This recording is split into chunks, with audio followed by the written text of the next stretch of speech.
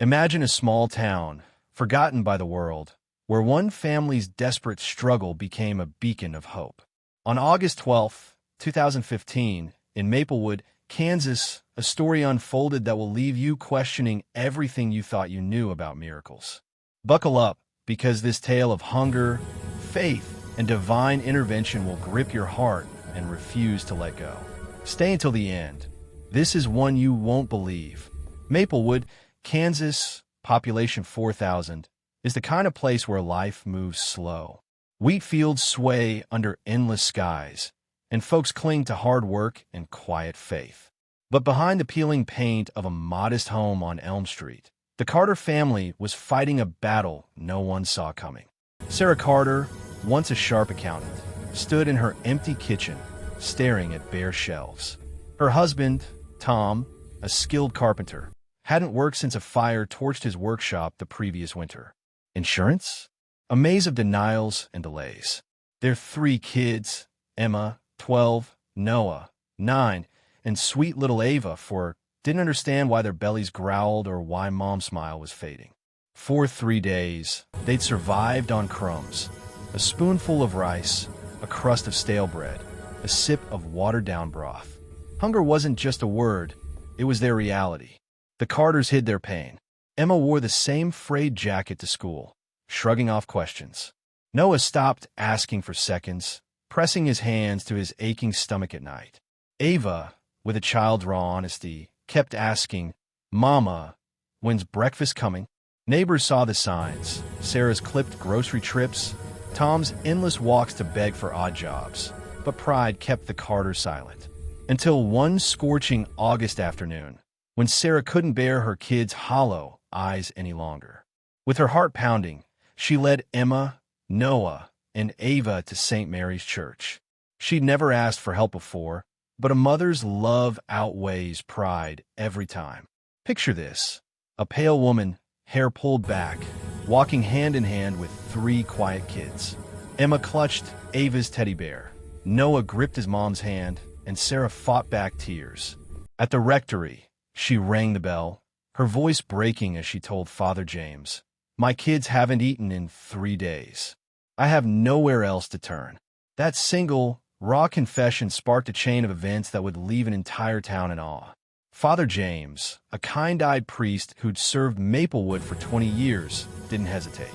He welcomed them in, offering milk, bread, and peanut butter. As the kids ate, Sarah poured out her story: the fire, the unpaid bills, the rejections. Father James handed her $200 from the parish fund, saying, "This is what community does. You're not alone." But what happened next wasn't just charity, it was something otherworldly. That evening, Sarah took her kids to the local supermarket, clutching the $200 like a lifeline. She filled a cart with essentials: bread, milk, pasta, apples, careful not to overspend.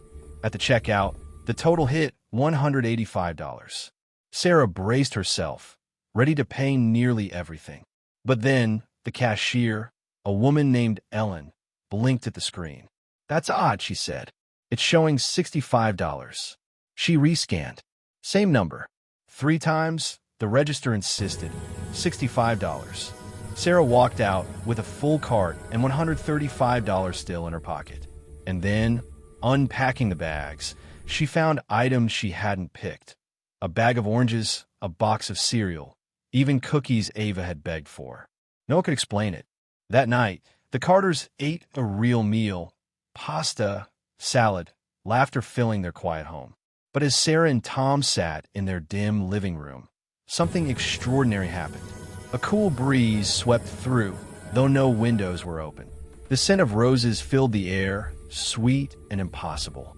Then a soft glow appeared, forming into a figure, a woman in a flowing white robe, draped in blue, her eyes radiating peace. "Do not fear," she said, her voice like a melody. "I am Mary, your mother in faith. I have seen your tears and heard your prayers." Sarah fell to her knees, Tom beside her, as Mary spoke. "Your love for each other has carried you through darkness. Sarah, your courage will inspire others. Tom, your hands will build again, not just for your family, but for those who've lost hope." She blessed their children, promising Emma strength to uplift others, Noah a healer's heart, and Ava a joy that would shine in dark times. Then, with a final blessing, she faded, leaving only the scent of roses. The next morning, Sarah opened the pantry to find it full, cans, flour, even fresh fruit that hadn't been there before. Tom, carrying Mary's words, landed a 6-month carpentry contract that same day. Emma came home with a new backpack, gifted by a stranger named Mary. Noah found books on his desk, marked with a note in golden ink, "For Noah, with love." Little Ava whispered, "The pretty lady kissed me goodnight." Word spread. Neighbors had dreams of a woman in blue, urging them to help the Carters. Cash, tools, meals poured in. Maplewood transformed. Strangers became family. Churches filled. Kindness multiplied.